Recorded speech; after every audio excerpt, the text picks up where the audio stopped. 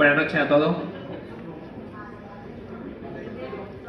Antes de nada, quería agradecer a los mayordomos y a la Comisión de Fiestas por haber pensado en mí para dar el pregón de las fiestas pastorales de San Miguel y la Virgen de los Remedios de este año. No me puedo imaginar mayor honor. Cuando Luis Bonilla contactó conmigo en el verano en nombre de la Comisión de Fiestas para ser pregonero de este año, estuve pensando cómo enfocar estas palabras. ¿De qué podía hablarle a los vecinos de mi pueblo? Estaba claro, pues vecina de la vida, de mi vida y de las personas que están en mi recuerdo. Durante todas las semanas que han pasado desde entonces he realizado un trabajo de campo que ha consistido en evocar todos los recuerdos, todas las imágenes, las sensaciones y los sentimientos de los momentos más importantes que yo he vivido en este pueblo, que es como decir los momentos más importantes de mi vida.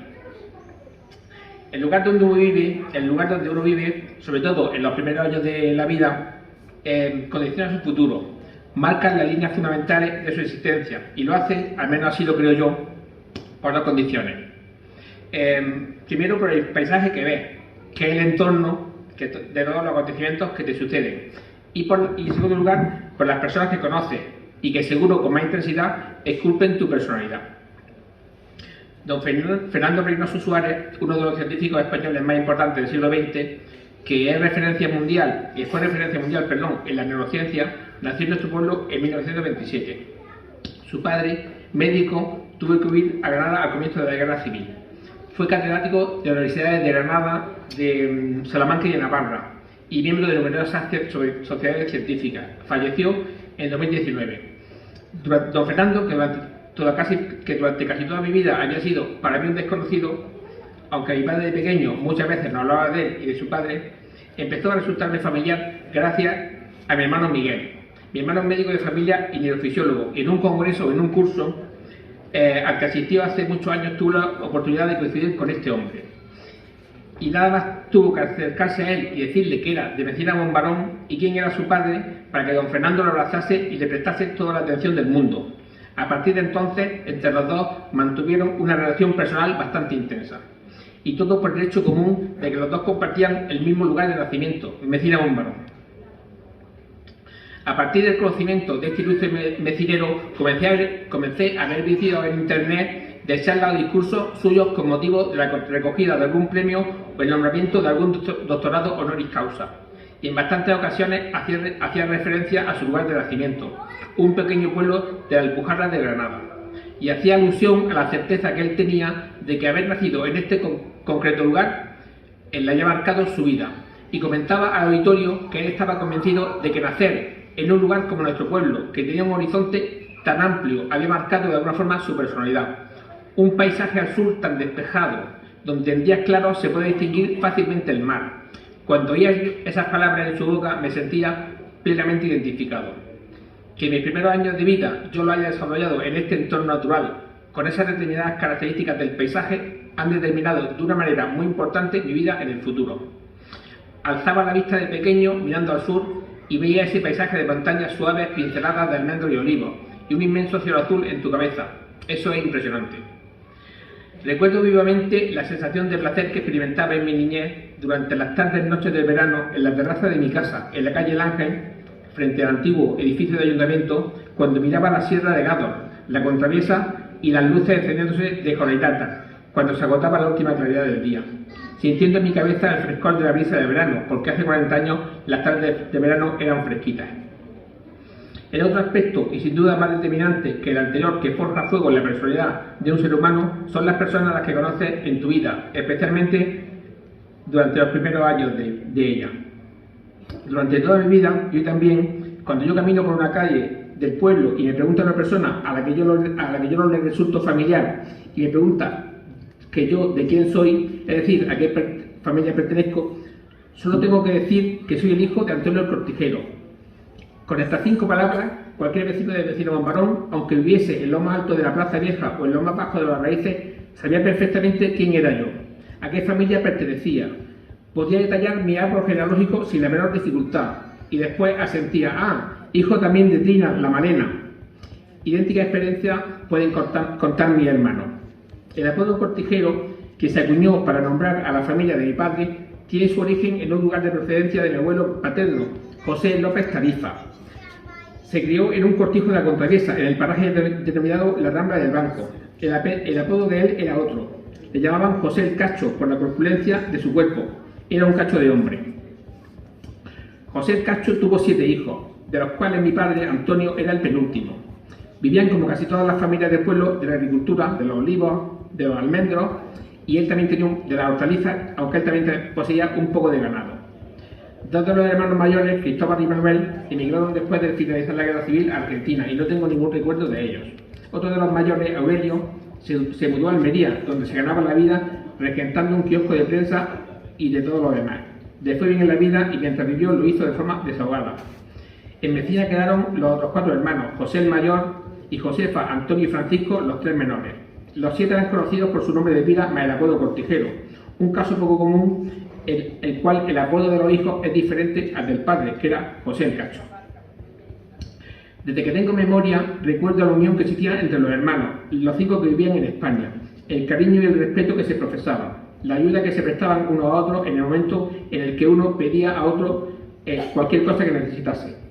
No olvido el cariño con el que mi tío José me llamaba Cortijerillo cada vez que me veía por la fuente del paseo, donde solía estar sentado en el pollato. Me contaba historias de la guerra civil, donde había estado sirviendo de cabo Fourier en el bando de los sublevados. Me las contaba 100 veces con todo lujo de detalles, sin acordarse que ya me la había contado antes.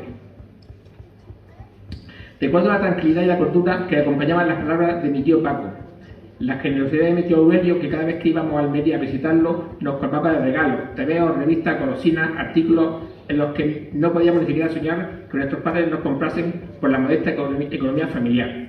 ¿Y qué decir de mi tía Josefa, la panadera? Era el carácter, la fuerza, la capacidad de trabajo, la generosidad personificada. Era el pegamento de unión de todos los hermanos. Su casa era el centro de reunión de toda la familia. Era una mujer con poder, empoderada como se diría hoy, hace 50 o 60 años. Esta forma de entender la familia, de sentir el orgullo de tener vínculos de sangre con estas personas a las que respetas y quieres, son las que te hacen sentir seguro. Es el mejor y la mayor herencia que hemos recibido de nuestros padres, y mi hermano y yo, por suerte, la hemos mantenido y la intentamos transmitir a nuestros hijos. Mi madre, Trinidad Caza Lorenzo, era la mayor de Miguel Maleno. Su madre murió cuando ella tenía 3 años, al final de la Guerra Civil. Vivió desde entonces y hasta la adolescencia en casa de su tío Justo, al cuidado de su abuela paterna. Siempre recordaba esa etapa de su vida con mucho cariño, como la mejor de su vida. Sus primas Maruja y sobre todo Pilar eran como sus hermanas, sentimiento que mantuvo durante toda su vida. De las muchas virtudes que poseía nuestra madre, una de las más evidentes era su capacidad de trabajo que siempre tuvo. El infinito espíritu de sacrificio que poseía. Podía estar 14 o 15 horas seguidas sin apenas parar de comer, sin apenas parar para comer, blanqueando la casa en vísperas de San Miguel. Nunca le oí decir la más mínima queja, nunca decía que estaba cansada, aunque la cara se le reflejase de forma evidente. Y su gran pasión era la cocina. Con los ingredientes más modestos hacía unos platos deliciosos, con una inagotable paciencia. Todo lo picaba lo más fino, lo cocinaba a fuego lento o lo preparaba con el mayor esmero. En las matanzas a las que se nos invitaba, ella era la responsable de hacer las comidas con las que se agasajaba a los participantes. Ella preparaba el arroz del segundo día o la asadura. Era la que le daba el punto de sal o de especias a la morcilla, la longaniza o el adobo del lomo y de las costillas. El gusto por la cocina, el sentir placer de cocinar, nos lo ha transmitido a sus 5 hijos. Murió hace 3 meses y seguro que allí donde está asentirá mis palabras. Nuestro padre, Antonio López Martín, Antonio el Cortijero para cualquier vecino de vecina, era un apasionado de la naturaleza, un enamorado del campo. Conocía cualquier planta, de cualquier hierba sabía sus propiedades, las condiciones que necesitaba para que se criase bien. Sabía injertar, podar, abonar. No exagero si digo que serán cientos los frutales que hay en Mecina que hayan sido injertados por él, con diferentes técnicas según el tipo de árbol y las características del fruto, pero casi siempre con resultados positivos. Esta pasión por el campo, este amor por la naturaleza, también la hemos heredado a los 5 hijos. Y también, aunque murió hace 22 años, sonreirá también al oírme decir estas palabras. Otra de las pasiones de mi padre era la medicina. ¿Cuántas veces nos hablaba de Miguel Servet, un médico español del siglo XVI, y cuántas veces nos comentaba un determinado episodio de la vida de Ramón y Cajal que había oído o leído en algún lugar. A él le hubiese encantado estudiar medicina, pero por motivos económicos eso no fue posible. En los años 40 o 50 del siglo pasado, muy pocos eran los afortunados que podían permitirse mandar a su hijo a Granada o a otra capital a estudiar una carrera universitaria. A él le hubiese encantado ser cirujano, tenía el talento, el pulso, el valor para haber sido uno bueno. En no pocas ocasiones algún conocido lo buscaba desesperado porque su cerdo tenía una hernia estrangulada. Habían avisado al veterinario y este, después de examinar al animal, había determinado que el proceso estaba muy avanzado y que no había otra opción que sacrificarlo. Mi padre lo operaba, no había nada que perder y en bastantes ocasiones el resultado era positivo. El marrano sobrevivía al trance y mi padre recibía un jamón o al menos un buen lomo como trabajo al pago realizado. También era común que mi padre capase a los machos en edad temprana. También le iba bien cuando realizaba esta intervención. Esta evocación de mi vida en medicina no estaría completa si no dedicara unas palabras a recordar a otras personas que me acompañaron de pequeño, personas cuyo recuerdo me obliga a esbozar una sincera sonrisa. ¿Cómo no recordar a Antonio Manzano, nuestro vecino, sentado en los escalones de entrada de su casa, siempre con un gesto de resignación ante las circunstancias que le había deparado el destino? Nunca le oí una palabra de queja, nunca le oí hablar mal de nadie, incluso en algunos momentos sonreía de forma sincera, cuando Sergio, el hijo menor de Manuel Asenjo, que tendría entonces 3 o 4 años, se enfadaba cuando Antonio lo llamaba Tercio. ¿Cómo olvidar a Encarnacioncica, la vecina del otro lado, una entrañable anciana, menuda, vestida siempre de negro, gastando bromas de forma continua, riendo con una risa contagiosa? De vez en cuando nos regalaba galletas a través de una gatera que comunicaba las dos casas. Recuerdo con total claridad a Félix el Negro, sentado en el pollato de la curva de la panadería, esperando que llegara del campo Miguel el Sidro, para irse a tomar unos vasos de vino tamaño caña, testerol, le llamaba él, al bar de Antonio Ruiso. Por cada uno de ellos, más la tapa de aceituna correspondiente, cobraba 10 pesetas. Tengo vivo también en mi memoria la imagen de Frasquito Cayetano, sentado en la mesa camilla de su casa cada vez que mi padre me mandaba a darle algún recado, relacionado con los riegos o las faenas del campo. Si la cara es el espejo del alma, el alma de él era excepcional. Igual que me lo parecía la de Bernabé de Toro, siempre diligente a la hora de prestarnos su mulo para traer al pueblo los sacos de almendras después de recolectarlas en la finca del secano llamada de Jatín, situada cerca de Yator.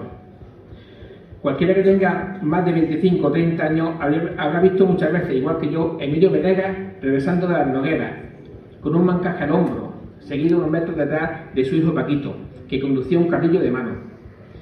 El mismo Emilio Venegas, que era el responsable de la biblioteca municipal. Lo recuerdo sentado en la mesa que estaba colocada al final de aquella polvorienta habitación y con el que yo discutía con frecuencia porque se negaba a que pudiese llevarme 2 libros del préstamo a la vez. Las normas eran las normas y el que yo le dijese que los libros de Tintín los acababa en un día y los fines de semana, el domingo, no tendría nada que echarme a la vista, no era motivo suficiente para saltárselas. Qué placer tan grande leer la historia en la terraza de las tardes de verano, con la contravisa y la seda de Gádar como decorado. Si fuese posible describir un olor, os traería el aroma que desprendía la panadería de mi tío Justo los sábados a primera hora de la tarde, cuando los primeros bollos de pan de aceite salían del horno, de su horno de leña.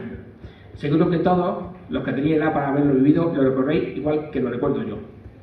O el olor a pan recién horneado que envolvía la panadería cuando alrededor de las 8 o las 9 de la mañana salía el primer amasijo. Nunca he vuelto a comer un pan igual, elaborado por una persona que se levantaba a las 4 o a las 5 de la madrugada todos los días y que era tan exigente, tan concienzudo a la hora de hacer la masa, de elegir la temperatura del horno, que es imposible que haya otro igual.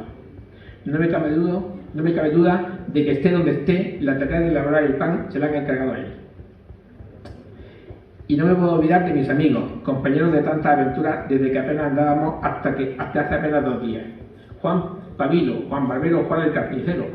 Amigos desde pequeños porque nuestros padres eran muy amigos. Las veces que he ido con él al Aza, que hay encima del cementerio, a coger remolacha o maíz, manzanas o papas para alimentar a los cerdos. Las aventuras que hemos vivido juntos, la mayoría en compañía de Paco Cigarro, Paco Mingonán también se le conoce. Los tres hemos ido al puerto de Mecina en una aventura que duró 2 días. Hemos hecho travesuras, hemos explorado cuevas, nos hemos divertido juntos. También recuerdo con mucho cariño a Juan, el hijo de Manuel Asenjo, a Antonio Luis, el hijo de Antonio Asenjo, a Carlito, el hijo de Don Carlos, siempre dispuesto a dejarme sus juguetes, que aunque me gustaban a mí, los Reyes Magos siempre se los traían a él. A Miguel de la Poderosa, que tristemente falleció hace ya bastantes años, a Gabriel Pintor o Gabriel Magín, con el que el último año hemos expresado nuestra relación, a José Miguel el Enterrador, cuando se enfadaba era terrible, pero siempre quería contar con él. Recuerdo a Manuel del Guarda, lleno de cancioncicas, a Ángel el Negro, a su hermano Antonio, a Alfonso el Carpintero y a tantos otros, porque aquí en aquellos tiempos prácticamente todos éramos amigos. Y por último, cómo no evocar tantos recuerdos de los momentos vividos con mi hermano, José Antonio, Paco, Miguel y Rafael Carlos. Casi todos me han podido acompañar esta noche. Recuerdos de trabajo y de fiesta, de esfuerzo y de risa. Recuerdos limpiando la acequia del Omblión o de Menendica, cogiendo almendras o cazando pájaros con liria. Todos hemos aprendido de nuestros padres el sentimiento de unión entre nosotros, el valor del esfuerzo, el trabajo y la honradez. Todo eso como un fin en sí mismo y a la vez como un medio para poder tener una vida mejor de la que tuvimos de niños y a la vez darle una vida a nuestros hijos que mejore la que nosotros tuvimos. También hemos heredado de nuestros padres el inmenso amor que ellos tenían por este pueblo, el cariño que sentían por sus paisanos y que tantas veces tuvieron ocasión de demostrarlo, como bien sabe cualquiera que alguna vez tuvo la necesidad de su ayuda. Y así fue mi infancia que marcó el resto de mi vida. Ahora, como se ha vivido en Granada, y trabajo como traumatólogo cirujano de columna en el Hospital Universitario Virgen de la Nieve de Granada, pero sigo ligado al pueblo y lo estaré siempre, puesto que tengo mi propia vivienda aquí, y aprovecho cualquier momento que puedo para venir con mi hijo y disfrutar de estos paisajes y de vosotros. Ellos maman de mí estos sentimientos. Mecina ha sido siempre y sigue siendo un pueblo especial, un pueblo maravilloso, y San Miguel y la Virgen de los Remedios siguen estando ahí como siempre, para protegernos y para servirnos de excusa a reunirnos con los amigos y con la familia. Acojamos con cariño y hospitalidad a los que vendrán de lejos para bailar, reír, disfrutar de nuestro pueblo y nuestra gente. Comamos, bebamos sin exceso, bailemos hasta quedar agotados. Participemos en las fiestas merecidas, disfrutemos de la convivencia y del respeto con los vecinos, amigos y paisanos. Y llegada la hora de defender nuestras costumbres y nuestro pueblo, seamos todos uno. Quedamos todos convocados a la fiesta. ¡Viva la Virgen de los Remedios! ¡Viva! ¡Viva San Miguel de Arcángel! ¡Viva! ¡Vive para los vecinos Bombardón y los vecineros! ¡Viva!